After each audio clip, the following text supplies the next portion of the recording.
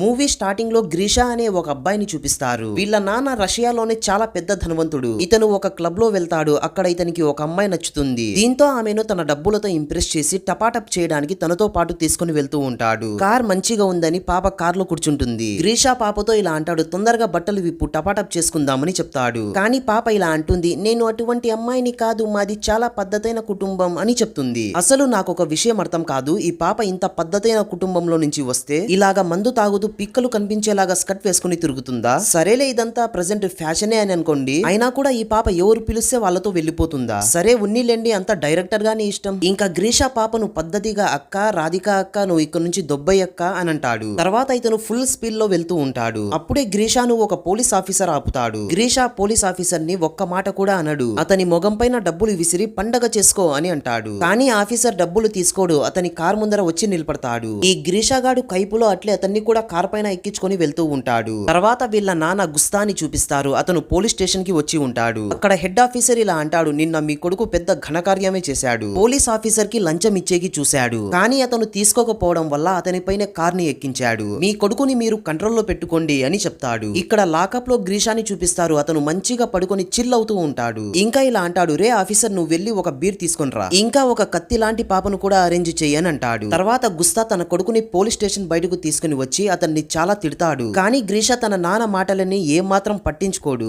ఎందుకంటే నేనొక్కడినే కదా కొడుకును, మా నాన్న నన్నేం పీకలేడని. తర్వాత ఇక్కడ ఒక డాన్స్ షోని చూపిస్తారు. దాని డైరెక్టర్ వచ్చి నాస్తియా. ఇంకా ఆమె గుస్తా యొక్క ఫ్రెండ్ అయి ఉంటుంది. గుస్తా నాసియా దగ్గరికి వెళ్లి ఇలా అంటాడు, నేను చాలా ప్రాబ్లం లో ఉన్నా, నాకు హెల్ప్ చెయ్యి అని అంటాడు. దీని తర్వాత వీళ్ళిద్దరూ జాన్ దగ్గరకు వెళ్తారు. జాన్ ఒక హారర్ ఫిల్మ్ డైరెక్టర్. అంటే ఇతను ఒక దయ్యాల సినిమాలను తీస్తూ ఉంటాడు. గుస్తా తన కొడుకు గురించి చెప్తాడు. ఇంకా ఇలా అంటాడు, అతన్ని మంచి దారిలో తేవాలి అని. దాని తర్వాత వీళ్ళందరూ కలిసి ఒక ప్లాన్ ని వేస్తారు. ఆ రోజు రాత్రి మనం చూస్తాం, గ్రీషా కారుని ఒక ట్రక్ తీసుకుని వెళ్తూ ఉంటుంది. గ్రీషా దానిని చూసి ట్రక్ ని ఫాలో అవుతూ ఉంటాడు. అప్పుడే సడన్ గా ఒక మత్తుమందు ఉన్న ఇంజెక్షన్ వచ్చి అతని మెడకి తగులుతుంది. దీంతో ఇతను స్పృహ తప్పి కిందకు పడిపోతాడు. తర్వాత రోజు ఆతిరం అనే ఒక అబ్బాయి గ్రీషా మొగం పైన నీళ్లను వేసి అతన్ని నిద్ర లేపుతాడు. ఇంకా ఇలా అంటాడు, యజమాని నిన్ను గుర్రాన్ని సిద్ధం చేయని చెప్పాడు కదా, నువ్వు చేసావా? గ్రీషా తన చుట్టుపక్కలంతా చూస్తూ ఇలా అనుకుంటాడు, నిన్న రాత్రి నేను ఎక్కువగా తాగేశానేమో అని. ఇతను తన ఫోన్ ని వెతుకుతూ ఉంటాడు. ఇంకా ఇలా అంటాడు, నేను మా నాన్నకి ఫోన్ చేయాలి అని. అప్పుడే అక్కడికి ఒక వ్యక్తి వచ్చి అతన్ని తిడుతూ బయటకు విసిరి పారేస్తాడు. గ్రీషా ఆ వ్యక్తితో ఇలా అంటాడు, నీ హద్దుల్లో నువ్వు ఉండు, లేకుంటే నువ్వు చాలా బాధపడతావు అని చెప్తాడు. ఇతను ఇలా అంటాడు, నిన్న నేను నీకు గుర్రాన్ని సిద్ధం చేయని చెప్పా, ఆ గుర్రం ఎక్కడుంది? గ్రీషా ఇలా అంటాడు, నువ్వు ఎప్పుడు చెప్పావురా, నేను నిన్ను మొదటిసారిగా చూస్తున్నా. అప్పుడే అక్కడికి యజమాని వచ్చి తన కొడుకు మ్యాక్స్ తో ఇతను చేసిన తప్పుకి శిక్షను విధించు అని చెప్తాడు. తర్వాత గ్రీషా వీపు పైన కొరడాతో కొడతారు. అప్పుడే యజమాని ఇలా అంటాడు, నేను టీ తాగే లోపల నా గుర్రాన్ని సిద్ధం చేసి పెట్టు అని. తర్వాత అక్కడికి బిల్లీ వచ్చి అతన్ని లేపి గుర్రం దగ్గరకు తీసుకుని వెళ్తాడు. గ్రీషా అతనితో ఇలా అంటాడు, రే తమ్ముడు, నీ ఫోన్ ఇరా, ఒక కాల్ చేసుకుంటా. దాని తర్వాత వీళ్ళిద్దరిని జైల్లోకి పంపించకపోతే నా పేరు గ్రీషానే కాదు. బిల్లీ ఇలా అంటాడు, అసలు నువ్వేం చెప్తున్నావు, నాకు కొంచెం కూడా అర్థం కావడం లేదు. తర్వాత గ్రీషా అక్కడి నుంచి తప్పించుకొని పారిపోయేందుకు చూస్తాడు.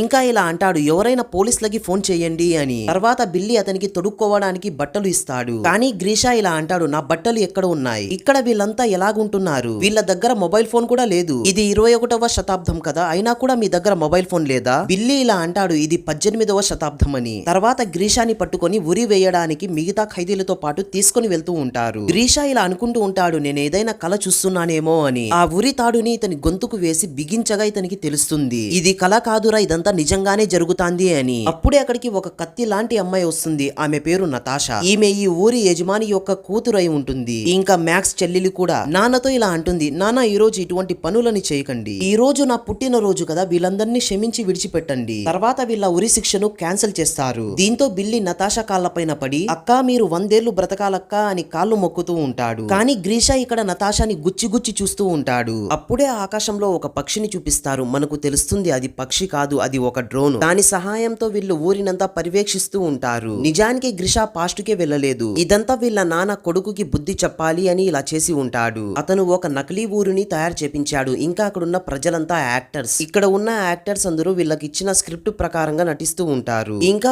ఊరిలో అంతా కెమెరాస్, మైక్రోఫోన్స్ ని పెట్టి ఉంటారు. దీంతో గ్రీషా మూమెంట్స్ ని చూడవచ్చు అని. గ్రీషా బిల్లీతో ఇలా అంటాడు, నాకు ఇప్పుడు పూర్తిగా అర్థమైంది. నేను ఆ రోజు ఒక కార్ కి వెళ్లి గుద్దుకున్నా. అది ఒక కారు కాదు, అది ఒక టైం మిషన్. దీని తర్వాత నేను 18వ శతాబ్దానికి వచ్చేసాను. ఇప్పుడు నేను వెనక్కి వెళ్ళాలి అంటే మళ్ళీ నేను టైం మిషన్ కి వెళ్లి గుద్దుకోవాలి. అతను బిల్లీతో ఇలా అడుగుతాడు, నీ దగ్గర కారు ఉందా ఉంటుందా అని. కానీ బిల్లీ ఎటువంటి సమాధానం ఇవ్వడు, ఎందుకంటే అతని దగ్గర ఈ ప్రశ్నకి సంబంధించిన స్క్రిప్టే లేదు. ఇంకా గ్రీషా గాడికి కూడా ఇక్కడ బోర్ కొడుతూ ఉంటుంది. అతనికి రాత్రి నిద్ర కూడా పట్టదు. అతను ఒక గడ్డి పైన నిద్రపోయి ఉంటాడు. ఇంకా అతనికి తినేకి రాగి గంజి మాత్రమే పెట్టేవారు. చాలా కొరడా దెబ్బలు తినడం వల్ల అతని బాడీ కూడా వీక్ అయి ఉంటుంది. ఇక్కడ గ్రీషా వాళ్ళ నాన్న జాన్ తో ఇలా అంటాడు, నేను గ్రీషాలో వచ్చిన మార్పుని చూడాలి అని అనుకుంటున్నానని. తర్వాత రోజు గ్రీషా పొలంలో విశ్రాంతి తీసుకుంటూ ఉంటాడు. అప్పుడే అతనికి ఎవరో ఏడుస్తున్న శబ్దం వినిపిస్తుంది. గ్రీషా వెళ్లి చూడగా అక్కడ ఈ ఊరి యజమాని కూతురు గట్టిగా ఏడుస్తూ ఉంటుంది. ఆమె గ్రీషాతో ఇలా అంటుంది, మా నాన్న నన్ను ఒక ముసలోడికి ఇచ్చి పెళ్లి చేయాలి అని అనుకుంటున్నాడు. కానీ గ్రీషా ఇలా అంటాడు, ఇది మంచి విషయమే కదా, ఆ ముసలోడు ఎట్లో కొద్ది రోజులలో పైకి పోతాడు, తర్వాత అతని ఆస్తి అంతా నీదే కదా అని చెప్తాడు. తర్వాత గ్రీషా యజమాని కోళ్ల ఫామ్ లో నుంచి ఒక కోడిని దొంగలిస్తాడు, ఎందుకంటే ఇతను చికెన్ తినక చాలా రోజులైంది. అప్పుడే బిల్లి అతని దగ్గరికి వచ్చి నాకు కూడా కొంచెం పెట్రా అని అడుగుతాడు. గ్రీషా ఇలా అంటాడు, అంతా అయిపోయిందని. తర్వాత రోజు ఇది చూపిస్తారు. కొంతమందిని మోకాళ్ళ పైన కూర్చోబెట్టి ఇలా అడుగుతాడు, ఫారం లో నుంచి కోడిని ఎవరు దొంగలించారని. అసలైన వ్యక్తి దొరికేంత వరకు వీళ్ళని ఒకరిని చేసి హింసిస్తూ ఉంటారు. కానీ గ్రీషా నాకేం సంబంధం లేనట్లు సైలెంట్ గా చూస్తూ ఉంటాడు, ఎందుకంటే గ్రీషా మనసులో ఏ విధమైన జాలి దయ అనేదే లేదు. తర్వాత బిల్లి తన గాయాన్ని గ్రీషాకి చూపిస్తాడు. అది మేకప్ ఆర్టిస్ట్ వేసి ఉంటుంది. అప్పుడే అక్కడికి ఒక అమ్మాయి వస్తుంది. ఆమె పేరు మేరీ. ఆమె గుర్రం పై నుంచి కిందకి దిగే అప్పుడు ఆమె అండర్వేర్ అందరికీ కనిపిస్తుంది. ఆమె అండర్వేర్ ని చూసి గ్రీషా ఆమె దగ్గరకు వస్తాడు. ఇంకా ఇలా అంటాడు, ఇది నీ దగ్గరకు ఎలా వచ్చిందని. ఇటువంటి అండర్వేర్స్ మా సమయంలో వేసుకునేవారు. గ్రీషా దానిని చూడాలి అని అనుకుంటాడు. దీని కారణంగా మేరీ గట్టిగా అరుస్తూ అక్కడి నుంచి పారిపోతుంది. తన కొడుకు ప్రవర్తన చూసి గుస్తా జాన్ పైన చాలా కోప్పడతాడు. ఇంకా ఇలా అంటాడు, ఈ ఐడియా కోసం నేను చాలానే డబ్బులను ఖర్చు చేశాను, అయినా కూడా నా కొడుకులో కొంచెం మార్పు కూడా రాలేదు. ఇంకా ఇలా అంటాడు, ఇదంతా తొందరగా క్లోజ్ చేయని. జాన్ ఇలా అంటాడు, సార్ నాకు ఇంకా కొంచెం టైం ని ఇవ్వండి, నాకు పూర్తి నమ్మకం ఉంది మీ కొడుకులో తప్పనిసరిగా మార్పు వస్తుందని. తర్వాత గ్రీషా మ్యారీని కలవడానికి తన ఇంటికి వస్తాడు. అప్పుడే మేరీ ఇలా అంటుంది, నువ్వు నా దగ్గరకు రావద్దు, వస్తే నీ చింతకాయల్ని చితక్కొడతా అని చెప్తుంది. గ్రీషా తను చేసిన ప్రవర్తనకు నన్ను క్షమించు అని చెప్తాడు.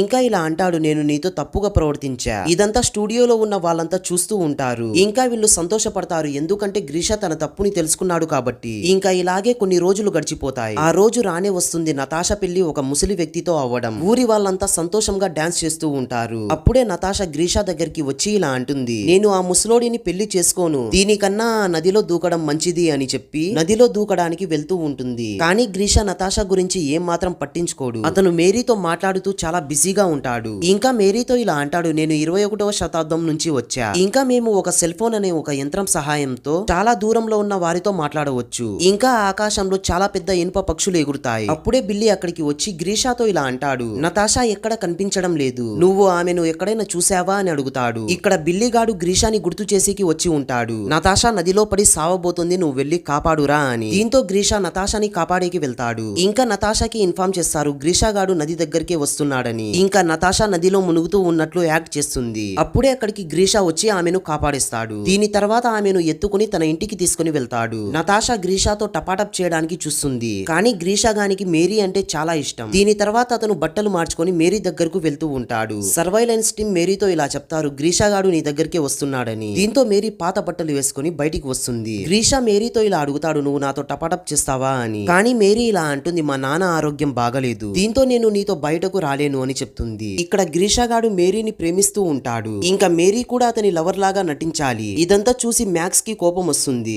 ఎందుకంటే రియల్ లైఫ్ లో మ్యాక్స్ ఇంకా మేరీ లవర్స్ అయి ఉంటారు. మ్యాక్స్ కి ఇదంతా ఇష్టం లేదు, తన గర్ల్ ఫ్రెండ్ ఎవరితో అయినా టపాటప్ చేయడం. మేరీ ఇలా ఆలోచిస్తూ ఉంటుంది, గ్రీషా గాడు మారడం కోసమే కదా మనం ఇంత కష్టపడతానేది అని. ఇంకా గ్రీషా మేరీ మంచిగా తిరుగుతూ ఉంటారు, ఒకరికి ఒకరు సహాయం చేసుకుంటూ ఉంటారు. దీని కారణంగా వీళ్ళిద్దరూ ఒకరి వైపు ఒకరు ఆకర్షింపబడుతూ ఉంటారు. ఇక్కడ మ్యాక్స్ ని చూపిస్తారు, నతాషాతో కూర్చొని టీ తాగుతూ ఉంటాడు. మ్యాక్స్ చాలా అగ్రెసివ్ గా ఉంటాడు, ఎందుకంటే ఇతను చాలా రోజులుగా ఎవరితో కూడా టపాటప్ చేయలేదు. ఇంకా వీళ్ళిద్దరికి ఒక ఐడియా వస్తుంది. వీళ్ళిద్దరూ తమ దాహాన్ని తీర్చుకునేందుకు ఒక కొట్టంలో వెళ్లి అమ్మా నాన్న ఆట ఆడుకుంటూ ఉంటారు. అప్పుడే గ్రీషా మ్యాక్స్ అక్కడి నుంచి వెళ్తూ ఉంటారు. లోపల ఏదో శబ్దాలు రావడంతో డోర్ ని ఓపెన్ చేసి చూడగా మ్యాక్స్ ఇంకా నతాషా మంచి సీన్ లో ఉంటారు. ఇది చూసి మేరీ చాలా కోపంతో అక్కడి నుంచి వెళ్లిపోతుంది. తర్వాత వీళ్ళిద్దరిని సెట్ లో నుంచి బయటికి పిలిచి జాన్ ఇలా అంటాడు, కొంచెమైనా సిగ్గుండాలిరా మ్యాక్స్, నీకు చెల్లి అవుతుందిరా అది సెట్ లో అని చెప్తాడు. దీని తర్వాత వీళ్ళిద్దరిని సెట్ లో నుంచి తీసేస్తారు. ఇక్కడ చూస్తే గ్రీషా మ్యారీ ఒంటరిగా ఉంటారు. అప్పుడే మేరీ గ్రీషాని పప్పి పెడుతుంది. ఇక్కడ చూస్తే నతాషా బయటకు వచ్చిన తర్వాత ఒక న్యూస్ ఇంటర్వ్యూలో ఇలా చెప్తుంది, గ్రీషాని కిడ్నాప్ చేశారు, ఇంకా అతన్ని చాలా టార్చర్ పెడుతున్నారు అని చెప్తుంది. ఇక్కడ దేశంలోనే ధనవంతుడైన వ్యక్తి కొడుకు కిడ్నాప్ అయ్యాడు కాబట్టి అతన్ని వెతకడానికి పోలీసులు ప్రయత్నిస్తూ ఉంటారు. ఈ న్యూస్ ని గుస్తా చూసి జాన్ తో ఇలా అంటాడు, మనం ఇప్పుడు ఈ నాటకాన్ని స్టాప్ చేయాలి అని. దీంతో జాన్ ఇలా అంటాడు, మామ నువ్వేం టెన్షన్ పడొద్దు, పోలీసులు ఇక్కడికి చేరుకునే లోపల 2-3 రోజులు పడుతుంది, అంతవరకు నేను ఈ సీన్ ని ఎండింగ్ చేసేస్తాలే అని అంటాడు. తర్వాత సీన్ లో బందిపోట్లను చూపిస్తారు. వాళ్ళు ఊర్లపైన పడి అక్కడున్న సంపదనంతా దోచుకుంటూ ఉంటారు. ఇంకా ఈ బందిపోట్ల నాయకుడికి పెళ్లి చేసుకోవడానికి 2 అందమైన ఆడపిల్లలు కూడా కావాలి అంట. అక్కడ ఉన్న ఒక అమ్మాయిని పట్టుకుంటారు. నాన్న తన కూతుర్ని కాపాడేందుకు రాగా నాన్న తలని నరికేస్తారు. నిజానికి అది ఒరిజినల్ తల కాదు, అది డూప్లికేట్. తర్వాత బందిపోట్ల నాయకుడు వేరే పిల్ల కోసం వెతుకుతూ ఉండగా అప్పుడే అతనికి మేరీ కనిపిస్తుంది. గ్రీషా దగ్గర నుంచి మేరీని ఈడ్చుకుని వెళ్తూ ఉంటారు. అందరూ గ్రీషా వైపు చూస్తూ ఉంటారు. మేరీని కాపాడేందుకు ఏదో ఒకటి చేస్తాడని. కానీ గ్రీషా అక్కడి నుంచి పారిపోయేకి చూస్తాడు. మేరీని గట్టిగా అరిచి గ్రీషాని పిలుచు అని టీం చెప్తుంది. మేరీ గ్రీషాని పిలుస్తుంది. కానీ గ్రీషా ఏం పట్టించుకోకుండా అక్కడి నుంచి పారిపోతాడు. ఇక్కడ సెట్ లో అంతా అప్సెట్ అయిపోతారు. ఇప్పుడు ఏం చేద్దామని. వీళ్ళు అసలు ఇలాగ జరుగుతుంది అని ఆలోచించనే లేదు. గ్రీషా అక్కడి నుంచి పారిపోతాడని. గ్రీషా గుర్రం దగ్గరకు వెళ్తాడు. ఇంకా గుర్రం పైన కూర్చొని ఆ బందిపోట్ల దగ్గరికి వెళ్లి వాళ్ళ చింతకాయల్ని చితక్కొట్టి గ్రీషా మేరీని గుర్రం పైన కూర్చోబెట్టుకుని అక్కడి నుంచి పారిపోతాడు. ఇక్కడ పోలీస్ టీం కూడా గ్రీషాని వెతుకుతూ ఆ సెట్ దగ్గరికి వచ్చి ఉంటుంది. కానీ వాళ్లకు అక్కడ గ్రీషా కనిపించడు. పోలీస్ ఆఫీసర్ ఇలా అడుగుతాడు, మీరంతా ఇక్కడ ఏం చేస్తున్నారా అని. దీంతో వీళ్ళు ఇలా అంటారు, ఇక్కడ మూవీ షూటింగ్ జరుగుతాంది. ఇంకా పోలీస్ వాళ్ళు కూడా అక్కడి నుంచి వెళ్లిపోతారు. ఇక్కడ గ్రీషా మేరీ వెళ్తూ ఉండగా ఒక పెట్రోల్ పంప్ కి అయితే చేరుకుంటారు. ఇది చూసి గ్రీషా షాక్ అయిపోతాడు. అసలు 18వ శతాబ్దంలో పెట్రోల్ బంక్ ఎక్కడి నుంచి వచ్చిందని. అప్పుడే ఒక వ్యక్తి గ్రీషా పైన మత్తుమందు ఉన్న ఇంజెక్షన్ ని వేస్తాడు. దీంతో గ్రీషా అక్కడే పడిపోతాడు. గ్రీషాకి మెలకువ రాగా తన నాన్న అతనితో ఇలా అంటాడు, నీకు యాక్సిడెంట్ అయింది, నువ్వు 3 నెలలుగా కోమాలోనే ఉన్నావు. ఇక్కడ గ్రీషా చాలా మారిపోయి ఉంటాడు. ఇతను క్లబ్ లో వెళ్తాడు కానీ ఇతను ముందులాగా ఉండలేకపోతాడు. ఇతనికి అంతా బోరింగ్ గా ఉంటుంది. ఇతనికి ఎటువంటి దానిలో కూడా ఇంట్రెస్ట్ రావడం లేదు. ఇంకా గ్రీషా ఆ పోలీస్ ఆఫీసర్ దగ్గరకు వెళ్తాడు. ముందు ఈ గ్రీషా గాడు ఈ ఆఫీసర్ ని కార్ తో గుద్ది ఉంటాడు. ఇంకా తన కార్ తాళాన్ని ఆ ఆఫీసర్ కి గిఫ్ట్ గా ఇచ్చి నన్ను క్షమించండి సార్ అని అంటాడు. ఇతను ఒక బార్ లో ఉన్నప్పుడు ఇతను నతాషా ఇంకా మ్యాక్స్ ని చూస్తాడు. ఇంకా వీళ్ళిద్దరు మ్యాక్స్ తో అంతా చెప్పేస్తారు, నువ్వేం టైం ట్రావెల్ చేయలేదు, ఇంకా నీకు ఎటువంటి యాక్సిడెంట్ కూడా కాలేదు, ఇదంతా మీ నాన్న నిన్ను మార్చడానికి ఇలా చేశాడు అని చెప్తారు. దీని తర్వాత వీళ్ళిద్దరూ గ్రీషాని మేరీతో కలవడానికి తీసుకుని వెళ్తారు. గ్రీషా మేరీతో ఇలా అంటాడు, నేను నిన్ను ప్రేమిస్తున్నానని. మేరీ కూడా ఇలా అంటుంది, నేను కూడా నిన్ను చాలా మిస్ అయ్యానని. దీని తర్వాత వీళ్ళిద్దరూ చుమ్మా పెట్టుకుంటారు. లాస్ట్ సీన్ లో గుస్తాను చూపిస్తారు. అతను నాస్తియాని పెళ్లి చేసుకుంటూ ఉంటాడు. ఇంకా అక్కడికి గ్రీషా కూడా వచ్చేస్తాడు. తన నాన్నకి థ్యాంక్స్ చెప్తాడు, మీ వల్లనే నేను ఒక మనిషిలాగా మారానని. ఇక్కడితో ఈ మూవీ ఎండ్ అయిపోతుంది. ఫ్రెండ్స్, ఈ వీడియో నచ్చితే ఒక లైక్ వేసుకోండి.